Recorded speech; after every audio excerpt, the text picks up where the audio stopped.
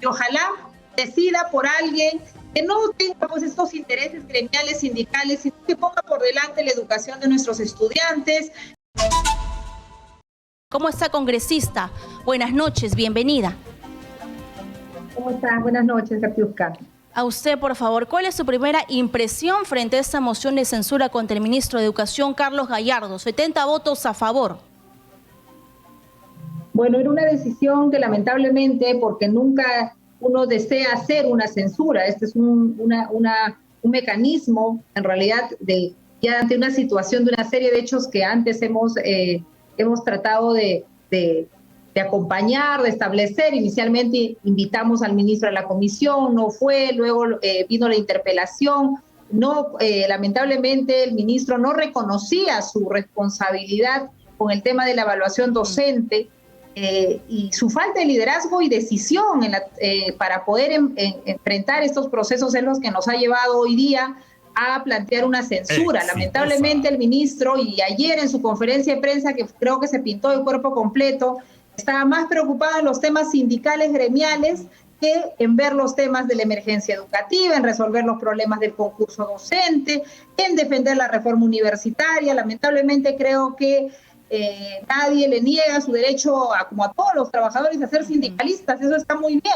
Pero cuando uno llega a ser ministro, tiene que enfocarse en servir a la educación de todos los peruanos. Y lamentablemente no ha dado la talla el ministro. Sin embargo, se le critica que dentro de los argumentos para esta moción de censura esté puntualizado, por ejemplo, que haya sido o que sea integrante de Patria Roja o que tenga vínculos con el Movadef.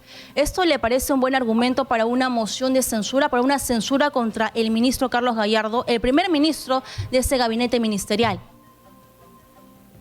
Mira, en nuestro caso, los tres congresistas del Partido Morado, esa no ha sido el punto detonante, ¿no? Porque efectivamente él puede ser un sindicalista, puede ser parte efectivamente de organizaciones vinculadas al tema gremial, pero aquí ha sido muy objetiva la decisión. El ministro suspendió una evaluación con una resolución viceministerial y dejó a los maestros a la expectativa, no tomó ninguna decisión sobre qué hacer con la evaluación docente.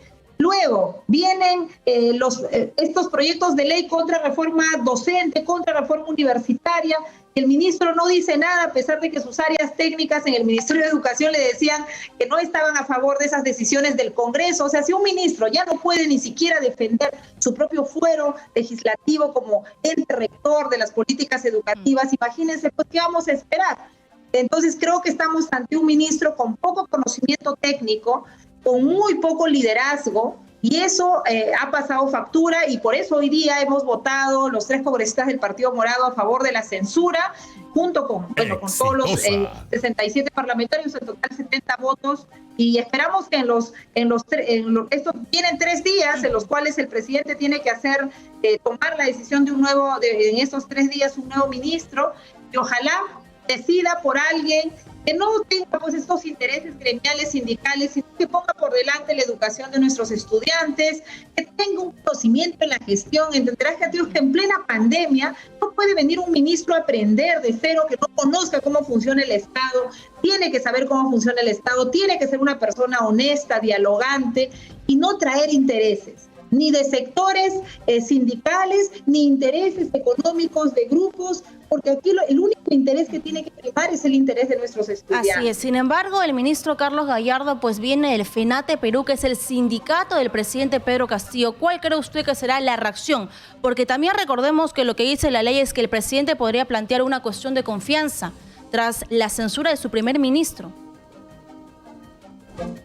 Bueno, aquí lo que tiene que hacer el presidente, la verdad, y lo he exhortado, y una recomendación al presidente, él es libre efectivamente de nombrar al ministro que considere, pero creo que aquí no se trata de poner de un ministro de un sindicato o de otro. Aquí se trata de poner de una persona, de un líder, de un profesional con la suficiente capacidad para lidiar con la emergencia de la educación, con la defensa de las reformas y con un diálogo entre todas las fuerzas políticas y entre los diferentes sindicatos. Aquí el presidente, una vez entró a Palacio de Gobierno, dejó de ser un líder sindical. Es un jefe de Estado y esa es la exigencia que nosotros le hacemos, que se comporte como tal, que asume el liderazgo y haga buenas designaciones. ¿Para qué ponernos en esta situación de tener que censurar a un ministro? El Congreso no lo censura porque se nos ocurre censurar. como digo, llegamos a esta decisión porque lamentablemente estamos frente a un ministro que no toma las decisiones en su momento, y no solo eso, sino que está más pendiente en hacerle la arremetida y el cuestionamiento al SUTE, porque él pertenece a otro gremio. Congresista, por favor, me quedan solamente unos 2 minutos y quiero preguntarle cuál es su visión del Parlamento Nacional a solo 2 meses y medio del retorno a clases presenciales. Estamos a puertas de un evento quizás el más importante del próximo año y no tenemos ministro de Educación.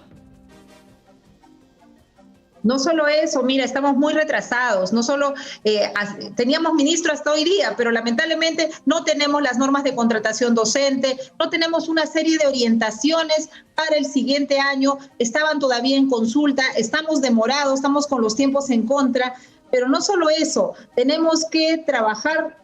Y el ministro tiene que, quien designe el presidente, tiene que inmediatamente ponerse a trabajar por el retorno a la semipresencialidad en todos los niveles educativos. Tiene que ponerse a trabajar por la mejora de las condiciones, por dinamizar la gestión en coordinación con las regiones, con las direcciones regionales, con las SUGELs. En realidad el desafío en este momento es que los niños que han quedado fuera del sistema, los jóvenes que han quedado fuera del sistema vuelvan a la educación, que aquellos que han estado en el sistema y no han aprendido tengan programas de refuerzo para poder enrumbar mejor su escolaridad, sus estudios. Tenemos muchos desafíos, por eso es tan importante la designación de un ministro que esté a la altura del cargo. Ojalá el presidente escuche y vea esta censura no como un afán obstruccionista, sino más bien como una llamada de atención del tipo de ministros que tienen que colocar en las carteras.